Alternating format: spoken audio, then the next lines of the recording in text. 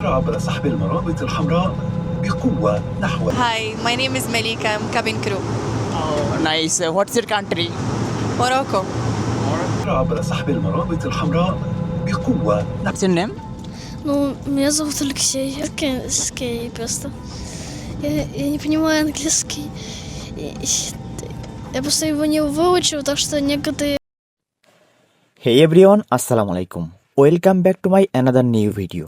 চলে এসেছি শারজা এয়ারপোর্টের ভিতরে, আর দেখতেই পারছেন এখানে আছে স্মার্ট গেটস। দুবাইয়ের স্থায়ী যারা বাসিন্দা আছে তাদের জন্য এই স্মার্ট গেটস, আমরা যারা এখানে ট্রানজিট নিতে এসেছি তাদের জন্য না। স্মার্ট গেট দিয়ে পাস করা একদমই সোজা। পাসপোর্ট স্ক্যান করা আর মুখ স্ক্যান করা, এই দুটা কমপ্লিট করলেই 5 থেকে 10 মিনিটের ভিতরে বোর্ডিং পাস হয়ে যায়। আমরা 1 নম্বর লাউঞ্জে গিয়ে বসার পরে ঘড়ির দিকে তাকিয়ে দেখি 7:30 বেজে গেছে, আর আমাদের নেক্সট ফ্লাইট হচ্ছে 8:45-এ। 45 মিনিট আগে বোর্ডিং শুরু হয়, মোটামুটি 1 ঘন্টা আগে শুরু হয়। তার মানে আমাদের যেতে হবে এখন। লাউঞ্জে স্ক্রিনে আমাদের ফ্লাইটের শিডিউলও দেখাচ্ছিল, সব ঠিক আছে, অন টাইম।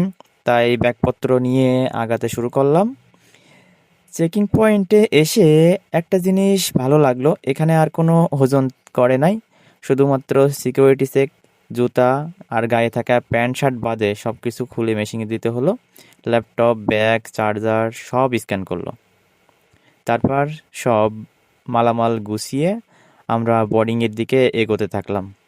আমাদের বোর্ডিং জোন ছিল 24 নম্বর কাউন্টার।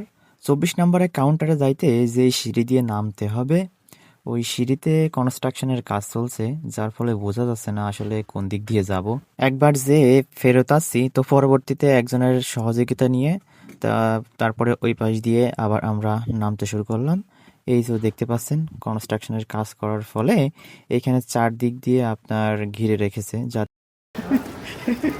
এই এক্সেপশনাল গেট, এক্সেপশনাল গেট এইটা। শারজা এয়ারপোর্ট একটা আলাদা শান্ত পরিবেশ আছে।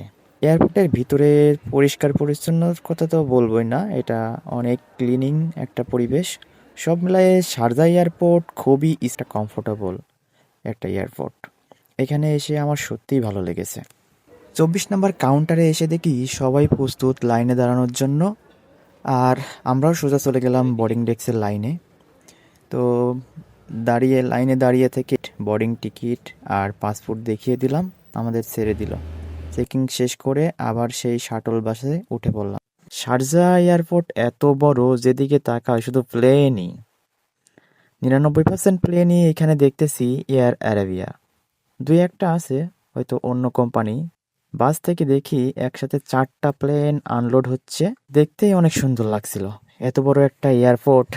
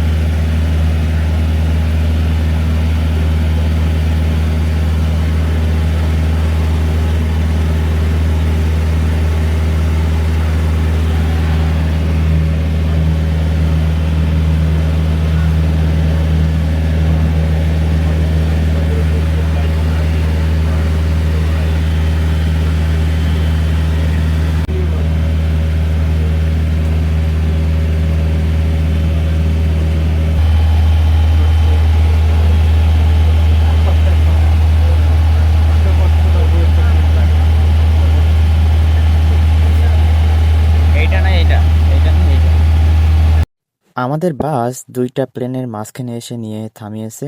এখন বাসের ড্রাইভার দরজা খুলছে না, কারণ কোনটায় যে আমরা যাব সেটা ড্রাইভারও জানে না, আমরা তো জানিই না।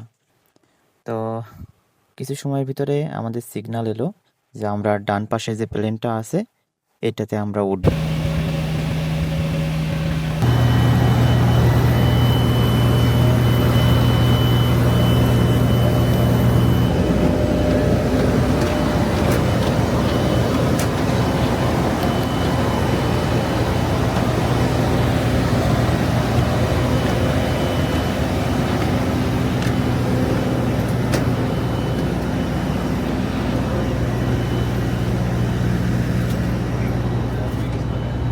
Hello.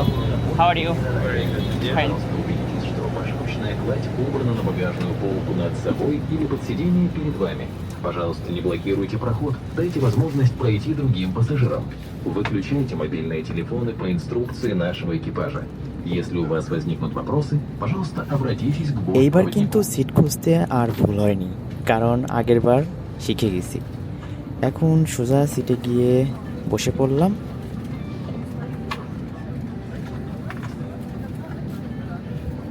What's your name? Ну, меня зовут Алексей. What class do you read in? Я просто не понимаю.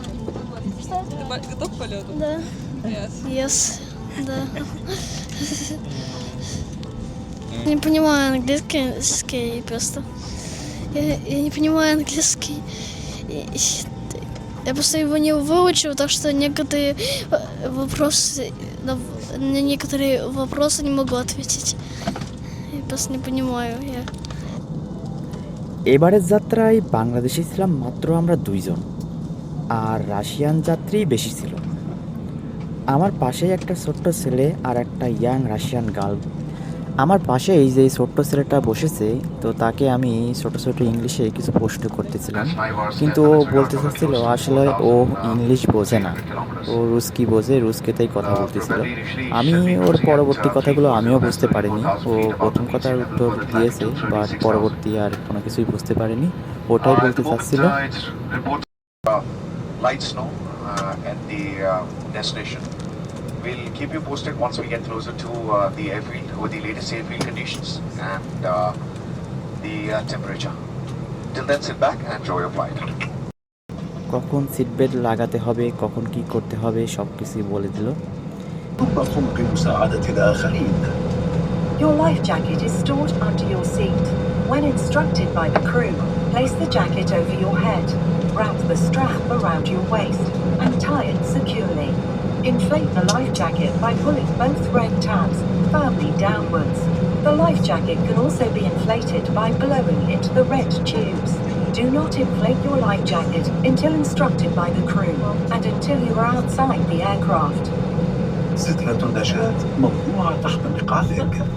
عندما يطلب منك طاقم الطائرة ضعها حول عنقك، ثم لف الشريط حول خصرك واربطها بإحكام.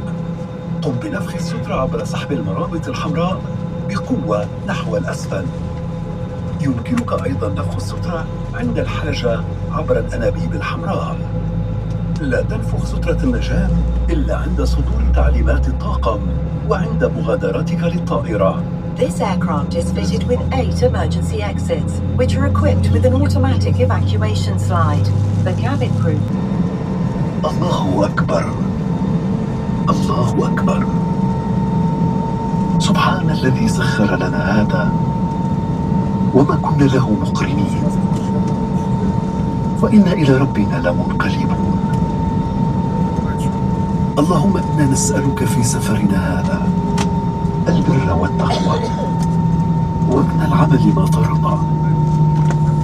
اللهم هون علينا سفرنا هذا واطوي عنا بعده. اللهم أنت الصاحب في السفر والخليفة في الأهل. اللهم إني أعوذ بك من وعثاء السفر وكآبة المنظر وسوء المنقلب في المال والأهل.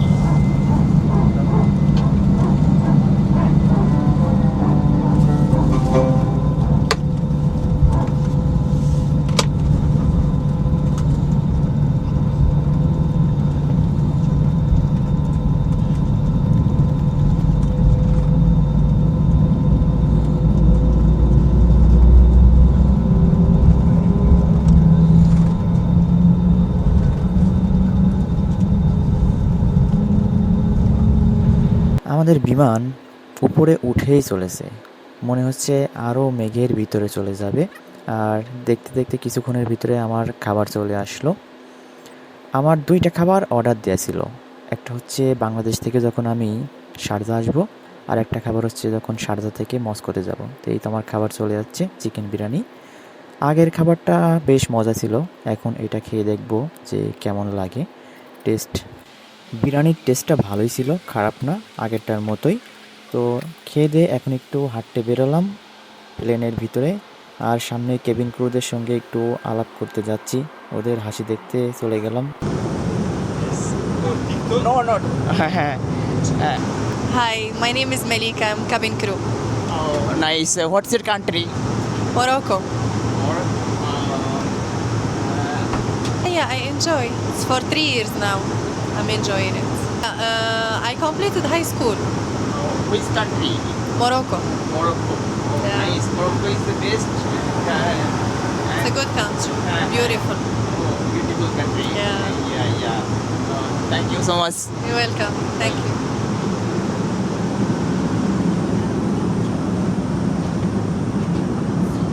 খাবার খাওয়ার পরে একটু হাঁটাহাঁটি করে অনেক ঘুম লাগছিল, কারণ রাত থেকে ঠিকমতো ঘুমাইনি, তাই ভরপুর একটা ঘুম দিতে হবে।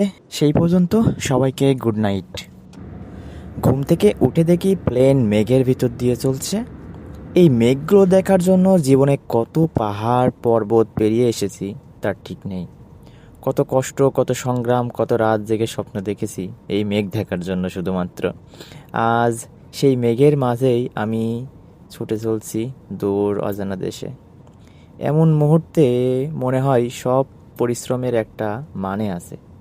এই মেঘগুলো দেখে ভিতরে অন্যরকম একটা অনুভূতি কাজ করছে আমার। মেঘের কয়েকটা স্তর উপরে আমরা, আর যখন নিচে নামছিল তখন আবার নতুন মেঘ দেখা যাচ্ছিল। তা হবে যখন আমরা মস্কো এয়ারপোর্টে নামবো। তাই সেই পর্যন্ত সাথেই থাকুন পরের ব্লগ দেখার জন্য। তো পরের ব্লগে নিয়ে যাব আপনাদের মস্কো এয়ারপোর্টে।